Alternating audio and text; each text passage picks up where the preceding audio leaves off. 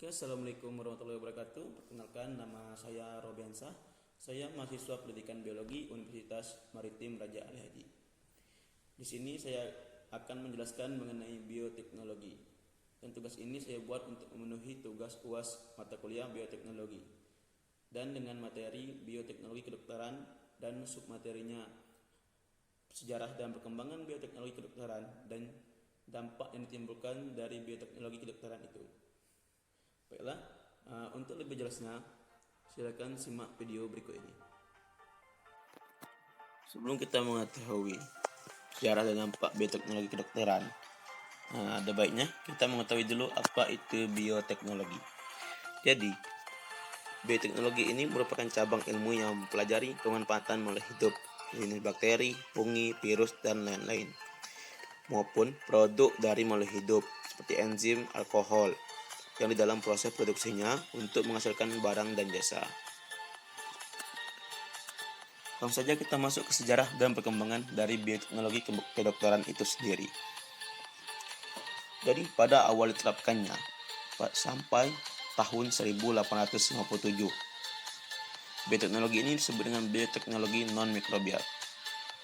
Hal ini dikarenakan pada saat itu belum diketahui bahwa makanan produk fermentasi merupakan hasil kerja dari mikroorganisme.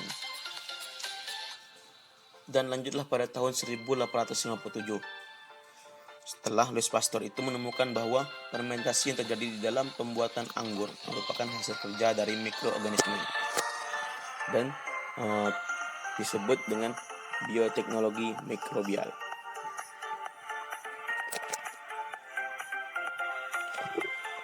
Selanjutnya pada tahun 1920, proses fermentasi yang ditimbulkan oleh mikroorganisme itu mulai digunakan untuk memproduksi zat-zat seperti aseton, butanol, etanol, dan gliserin. Selain itu, fermentasi itu juga digunakan untuk memproduksi asam laktat, asam sitrat, dan asam asetat dengan menggunakan jasa dari bakteri. Dan lanjutlah setelah Perang Dunia Kedua, dihasilkanlah produk bioteknologi lain, misalnya yaitu penisilin dari jamur Penicillium notatum. Produk bioteknologi di bidang kedokteran itu adalah produk bioteknologi dalam bidang kesehatan, yaitu hasilnya yaitu dihasilkanlah senyawa antibiotik yang dapat menghambat bakteri patogen. Antibiotik ini pertama kali ditemukan oleh Sir Alexander Fleming pada tahun 1928. Dan antibiotik tersebut dihasilkan oleh tapang Penicillium notatum hingga disebut dengan penicillin. Dan beberapa tahun kemudian ditemukanlah strain lain, yaitu Chirosegenum yang memiliki kemampuan memproduksi yang lebih baik. Sebagian besar antibiotik itu dihasilkan oleh kapang tertentu atau bakteri dari kelompok Actinomycetes yang pada umumnya terdapat di tanah. Selanjutnya, produksi dari antibiotik ini terdapat salah satu produksi massal antibiotik yang pertama kali itu dimulai pada dekade 1940-an.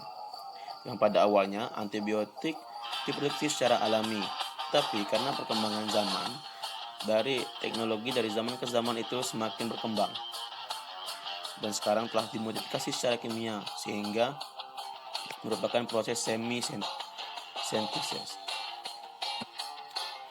Kita masuk ke dampak dari bioteknologi kedokteran. Jadi dampak-dampak dari bioteknologi kedokteran ini terdapat ada dua dampak yang terjadi, yaitu dampak positif dan dampak negatif. Dampak positif sudah kita ketahui, yaitu dampak yang bermanfaat untuk bidang kesehatan dan bidang kedokteran itu sendiri. Yaitu dampak positif dari bioteknologi kedokteran ini yaitu menghasilkan hormon pertumbuhan STH, somatotrop hormon, atau protein hasil rekayasa genetika untuk mengatasi penyakit jantung dan stroke. Dan antibodi monoklonal untuk mendiagnosis penyakit dan meningkatkan kekebalan tubuh terhadap kanker. Selain itu, dampak-dampak yang lainnya seperti dari Bioteknologi ini menjadikan sebagai cikal bakal perkembangan medis modern dan pada saat ini sudah diterapkan dan membantu kemajuan teknologi pengobatan. Dan teknologi pada sekarang ini sudah banyak teknologi modern yang untuk pengobatan. Selanjutnya kita masuk ke dampak positif yang keempat, yaitu dapat manipulasi produk vaksin oleh Escherichia coli dan antibiotik baru hasil fusi sel.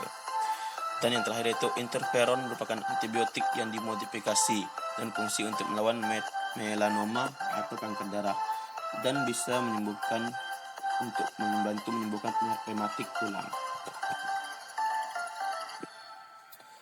Kita masuk ke dampak negatif dari bioteknologi kedokteran itu. Dampak negatif sudah pasti dampak yang merugikan bagi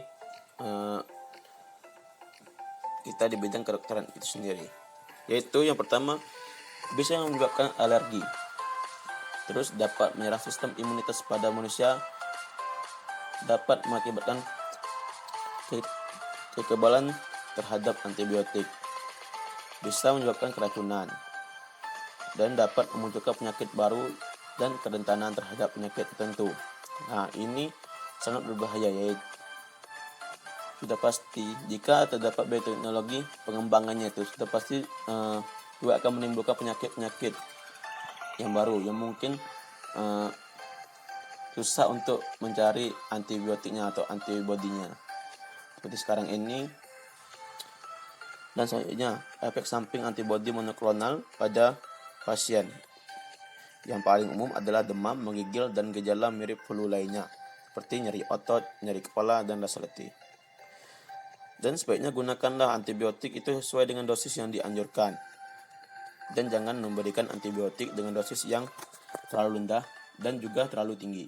Bila sekian video presentasi yang dapat saya sampaikan mengenai sejarah perkembangan bioteknologi kedokteran dan dampak dari bioteknologi kedokteran. Semoga video ini bisa bermanfaat bagi teman-teman semua, dan jika ada kekurangan dalam penyampaian saya di video ini, saya mohon maaf, dan saya tutup dengan wassalamualaikum warahmatullahi wabarakatuh.